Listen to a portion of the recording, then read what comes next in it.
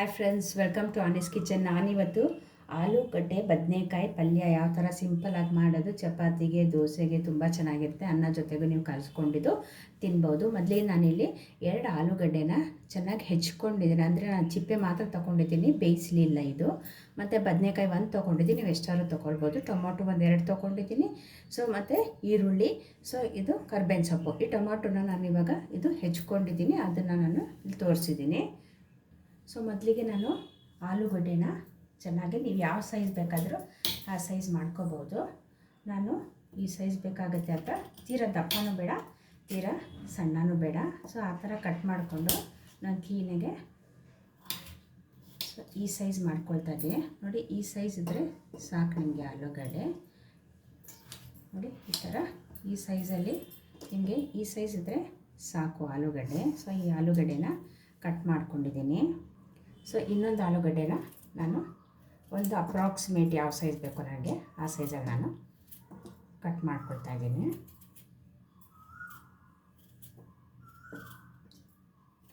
ಎರಡು ಆಲೂಗಡ್ಡೆಯಿಂದ ನಾನಿವತ್ತು ಯಾವ ಥರ ಪಲ್ಯ ಮಾಡೋದು ಅಂತ ನಾನು ನಿಮಗೆ ತೋರಿಸ್ತೀನಿ. ಇದು ಚೆನ್ನಾಗಿ ತೊಳ್ಕೊಂಬಿಡೋಣ ನೀರಲ್ಲಿ. ಚೆನ್ನಾಗಿ ತೊಳ್ಕೊಂಡು ನಾನೊಂದು ಬಟ್ಲಿಗೆ ಹಾಕೊಂಡ್ಬಿಡ್ತಾ ಇದ್ದೀನಿ. ಆಲ್ರೆಡಿ ಇದು ತೊಳ್ಕೊಂಡು ನಾನು ಬಟ್ಲಿಗೆ ಹಾಕ್ಕೊಂಡ್ಬಿಟ್ಟಿದ್ದೀನಿ. ಇವಾಗ ನೆಕ್ಸ್ಟ್ ಸ್ಟೆಪ್ ಏನಂತ ನೋಡೋಣ ಬನ್ನಿ. ನೆಕ್ಸ್ಟ್ ಬದನೆಕಾಯಿ ಕೂಡ ಹಾಗೆ ನಾನು ತುಂಬ ಸಣ್ಣದಾಗಿ ನಾನು ಕಟ್ ಮಾಡ್ಕೊಳ್ತೀನಿ. ಬದನೆಕಾಯಿ ಜೊತೆ ಆಲೂಗಡ್ಡೆ ಕಾಂಬಿನೇಷನ್ನು ತುಂಬ ಚೆನ್ನಾಗಿರುತ್ತೆ. ಅದರಿಂದ ನಾನು ಸಣ್ಣದಾಗಿ ನಾನು ಬದನೆಕಾಯಿನೂ ಕೂಡ ಕಟ್ ಮಾಡ್ಕೊಳ್ತಾ ಇದ್ದೀನಿ. ನಿಮಗೆ ಬದನೆಕಾಯಿ ಎಷ್ಟು ಬೇಕೋ ಅಷ್ಟು ಹಾಕೋಬೋದು. ನಾನು ಸ್ವಲ್ಪ ಸಣ್ಣದಾಗಿ ನಾನು ಕಟ್ ಮಾಡಿಕೊಂಡು ಈ ಥರ ಹಾಕ್ಕೊಳ್ತಾ ಇದ್ದೀನಿ. ನೀರಲ್ಲಿ ಅದು ಕೂಡ ಚೆನ್ನಾಗಿ ತೊಳ್ಕೊಳ್ಳೋಣ. ನೋಡಿ, ಈ ಥರ. ಬದನೆಕಾಯಿನೂ ತುಂಬ ನಿಮಗೆ ಟೇಸ್ಟಿಯಾಗಿ ಕೊಡುತ್ತೆ. ಮಕ್ಕಳು ತಿನ್ನಲ್ಲ ಬದನೆಕಾಯಿ ಅಂದರೆ ನೀವು ಈ ಥರ ಮಾಡಿಕೊಡ್ಬೋದು. ಈ ಥರ ಇದನ್ನು ಕೂಡ ನಾನು ಚೆನ್ನಾಗಿ ವಾಶ್ ಮಾಡ್ಕೊಳ್ತೀನಿ. ಚೆನ್ನಾಗಿ ವಾಶ್ ಮಾಡ್ಕೊಂಡು ಇವಾಗ ನಾನು ಬದನೆಕಾಯಿ ಕೂಡ ತೆಗೆದುಕೊಂಡ್ಬಿಡ್ತೀನಿ. ಇದೆರಡು ಬದನೆಕಾಯಿ ಆಲೂಗಡ್ಡೆ ಪಲ್ಯದಿಂದ ನಾನಿವಾಗ ಯಾವ ಥರ ಒಗ್ಗರಣೆ ಕೊಡ್ತೀನಿ ಅನ್ನೋದಿಲ್ಲಿ ಇಂಪಾರ್ಟೆಂಟು. ನೆಕ್ಸ್ಟ್ ಸ್ಟೆಪ್ ತೋರಿಸ್ತೀನಿ ಬನ್ನಿ. ಮೊದಲಿಗೆ ಬಾಣಲಿಯನ್ನು ಬಿಸಿ ಮಾಡ್ಕೊಂಡಿದ್ದೀನಿ. ನಾನು 2 ಟೇಬಲ್ ಸ್ಪೂನಷ್ಟು ಎಣ್ಣೆ ಹಾಕ್ಕೊಳ್ತಾ ಇದ್ದೀನಿ. ಎಣ್ಣೆ ಸ್ವಲ್ಪ ಎಣ್ಣೆ ಹಾಕ್ಕೊಳ್ತೀನಿ. 1-2 ಟೇಬಲ್ ಸ್ಪೂನಷ್ಟು ಎಣ್ಣೆ ಹಾಕ್ಕೊಂಡಿದ್ದೀನಿ. ಇವಾಗ ಇದು ಬಿಸಿ ಹಾಕ್ತಂಗೆ ನಾನಿವಾಗ ಇದಕ್ಕೆ ಚಟಪಟ ಅನ್ನೋ ಥರ ಒಂದು ಸಾಸಿವೆ, 1 ಟೀ ಸ್ಪೂನಷ್ಟು ಸಾಸಿವೆ ಹಾಕ್ಕೊಳ್ತಾ ಇದ್ದೀನಿ. ಸಾಸಿವೆ ಸ್ವಲ್ಪ ಚಟಪಟ ಅಂದರೆ ನಾನಿವಾಗ ಒಂದು ಅರ್ಧ ಟೀ ಸ್ಪೂನಷ್ಟು ನಾನು ಜೀರಿಗೆ ಹಾಕ್ಕೊಳ್ತಾ ಇದ್ದೀನಿ.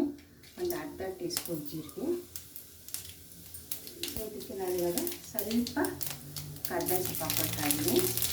ನಂತರ ಈರುಳ್ಳಿ ಹೆಚ್ಕೊಂಡಿರೋಂಥ 1 ಈರುಳ್ಳಿನ ಹಾಕ್ಕೊಳ್ತಾ ಇದ್ದೀನಿ. ಇವಾಗ ನಾನು ಚೆನ್ನಾಗಿದ್ದು ಬ್ರೌನ್ ಆಗೋವರೆಗೂ ನಾನಿದು ಫ್ರೈ ಮಾಡ್ಕೊಳ್ಳೋಣ.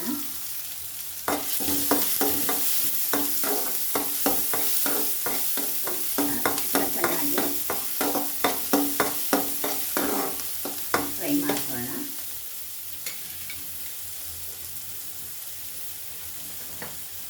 ನಂತರ ಇದಕ್ಕೆ ನಾನು ಸ್ವಲ್ಪನೇ ಅರಿಶಿನ ಹಾಕ್ಕೊಳ್ತಾ ಇದ್ದೀನಿ. ಒಂದು ಅರ್ಧ ಟೀ ಸ್ಪೂನಷ್ಟು ಅರಿಶಿನ ಹಾಕ್ಕೊಳ್ತಾ ಇದ್ದೀನಿ.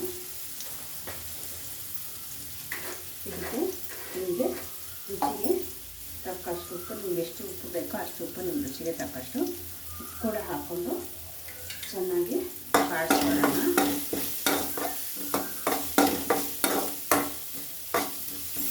ತುಂಬ ಈಸಿ, ತುಂಬ ಬೇಗ ಕೂಡ ಆಗುತ್ತೆ. ಇವಾಗ ಈರುಳ್ಳಿ ಜೊತೆ ನಾನು ಇವಾಗ ಈರುಳ್ಳಿ ಬ್ರೌನ್ ಆಗಿದೆ. ಇವಾಗ ಆಲೂಗಡ್ಡೆ ಹಾಕ್ಕೊಳ್ತಾ ಇದ್ದೀನಿ. ಇದನ್ನು ಚೆನ್ನಾಗಿ ಆಲೂಗಡ್ಡೆ ಬಾಡಿಸ್ಕೊಳ್ಳೋಣ. ನಿಮಗಿಲ್ಲ ಸಣ್ಣ ಬೇಕಾದರೆ ಸಣ್ಣ ಕೂಡ ಕಟ್ ಮಾಡ್ಕೋಬೋದು ಆಲೂಗಡ್ಡೆ. ಇದು ಚೆನ್ನಾಗಿ ಸ್ವಲ್ಪ ಹೋಗಿ ಅದರಲ್ಲಿ ಇದರಲ್ಲೇ ಫ್ರೈ ಆಗಲಿ.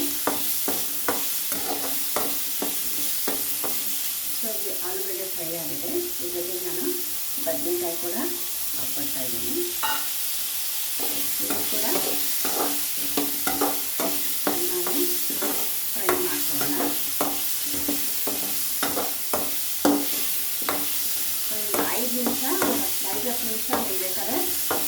ಕ್ಲೋಸ್ ಮಾಡಿ ಕೂಡ ಇಟ್ಕೊಂಡು ಫ್ರೈ ಮಾಡ್ಕೋಬೋದು. ತುಂಬ ಇದರಲ್ಲೇ ಫ್ರೈ ಮಾಡಿದ್ರೆ ಎಣ್ಣೆಲೆ ನಿಮಗೆ ತುಂಬ ಬೇಗ ಬೇಯುತ್ತೆ.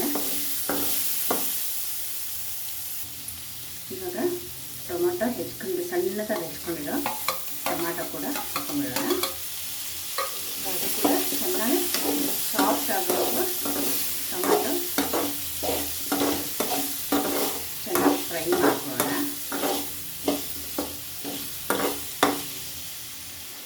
ಸೊ ಇದಕ್ಕೆ ನಾನು ಇವಾಗ 1 ಸ್ಪೂನ್ ಆಗೋಷ್ಟು ಖಾರ ಎಷ್ಟು ಬೇಕೋ ಅಷ್ಟಕ್ಕೆ ನಾನು ಇವಾಗ ಸಾಂಬಾರು ಪೌಡರ್ ಹಾಕ್ತಾಯಿದ್ದೀನಿ. ಈ ಜೊತೆಗೆ ಇನ್ನೂ ಸ್ವಲ್ಪ ಸಾಂಬಾರು ಪೌಡರ್ ಹಾಕ್ಕೊಳ್ತಾ ಇದ್ದೀನಿ. ಸಾಂಬಾರು ಪೌಡರ್ ಹಾಕೋದ್ರಿಂದ ನಿಮಗೆ ತುಂಬ ಟೇಸ್ಟಿ ಆಗುತ್ತೆ. ಸಾಂಬಾರು ಪೌಡರ್ ಹಾಕೊಂಡು ಚೆನ್ನಾಗಿ ಕಲಿಸ್ಕೊಳ್ಳೋಣ. ಫ್ರೈ ಆಗಿ ಅದಲ್ಲೇ ಸಾಂಬಾರು ಪೌಡ್ರ್ ವಾಸನೆ ಕೂಡ ಹೋಗುತ್ತೆ.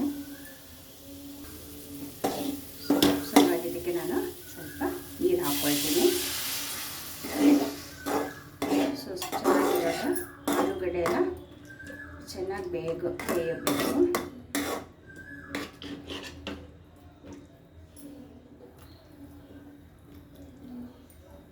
ಒಂದು 10 ನಿಮಿಷ ಸಾಕು ಆಲೂಗಡ್ಡೆ ಬೇಯಕ್ಕೆ. ಸೊ ಇವಾಗ ಚೆನ್ನಾಗಿ ಕುಕ್ ಆಗಿದೆ. ಆಲೂಗಡ್ಡೆ ನೀವು ನೋಡ್ಕೋಬೋದು. ಬೇಕಾದರೆ ಒಂದು ಆಲೂಗಡ್ಡೆ ನೋಡಿದ್ರೆ ನಿಮಗೆ ಗೊತ್ತಾಗುತ್ತೆ ಕುಕ್ ಆಗಿದೆ ಇಲ್ಲ ಅಂತ. ಸೊ ಈ ಥರ ಪ್ರೆಸ್ ಮಾಡಿದ್ರೆ ಇದಾಗಿದೆ ಅಂತ ಅರ್ಥ. ಇವಾಗ ಸೊ ನಾನು ಇವಾಗ ಇನ್ನೂ ಸ್ವಲ್ಪ ಥಿಕ್ನೆಸ್ ಬರಬೇಕಂದ್ರೆ ನಾನು ಏನೇನು ಮಾಡ್ತೀನಿ, ಕೆಲವೊಂದು ಮಾತ್ರ ಸ್ವಲ್ಪ ಜಾಸ್ತಿ ಸ್ಪ್ಯಾಶ್ ಮಾಡೋದು ಬೇಡ. ಸೊ ನಿಮಗೆ ಒಂಥರ ಥಿಕ್ನೆಸ್ ಬರುತ್ತೆ ಗ್ರೇವಿ. ಸೊ ಕ್ಲೀನಾಗಿ ಸ್ವಲ್ಪ ಸ್ಮ್ಯಾಶ್ ಮಾಡ್ಕೊಳ್ಳೋಣ. ಇದು ಸೊ ಇದು ಸ್ಮ್ಯಾಶ್ ಆಗಿದೆ ನೋಡಿ. ಎಷ್ಟು ತಿಕ್ಕಾಗಿದೆ. ನಿಮಗೆ ತಿಕ್ಕಬೇಕಾದ್ರೆ ತಿಕ್ಕಿಟ್ಕೋಬೋದು, ಇಲ್ಲಾಂದರೆ ಸ್ವಲ್ಪ ನೀರು ಹಾಕ್ಕೊಂಡು ಸ್ವಲ್ಪ ತೆಳು ಕೂಡ ಮಾಡ್ಕೋಬೋದು. ಸೊ ಜಾಸ್ತಿ ಏನು ಮಾಡಿಲ್ಲ. ಸೊ ನಿಮಗೆ ತಿಕ್ಕ ಗ್ರೇವಿ ಥರ ನಿಮಗೆ ಆಗಿದೆ. ಸೊ ಇವಾಗ ಇದಕ್ಕೆ ನಾನು ಕೊತ್ತಂಬರಿ ಸೊಪ್ಪು ಕೂಡ ಉದುರಿಸ್ಕೊಳ್ತೀನಿ.